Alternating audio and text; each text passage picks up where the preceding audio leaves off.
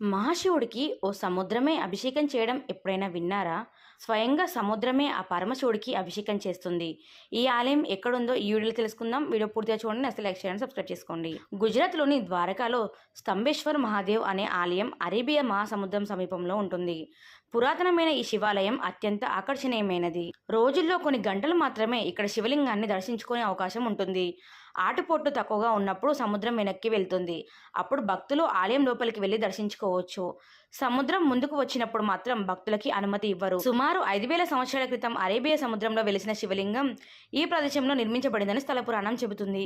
మహాశివరాత్రి రోజున ఇక్కడ పెద్ద ఎత్తున జాతరను నిర్వహిస్తారు. వర్షాకాలంలో సముద్రం స్వయంగా శివలింగానికి అభిషేకం చేస్తుంది. ప్రతి సంవత్సరం జూన్, జూలైలో అరేబియా సముద్రం మెల్లగా ఉప్పొంగి ఆలయంలోకి ప్రవేశించే రోజు వస్తుంది. శివలింగానికి అభిషేకం జరిగేంత వరకు ఆలయం మొత్తం నీటిలో మునిగిపోతుంది. ఇక ఈ లింగాన్ని దర్శించుకున్న వారు చేసిన తప్పుల నుంచి విముక్తులవుతారని భక్తుల నమ్మకం.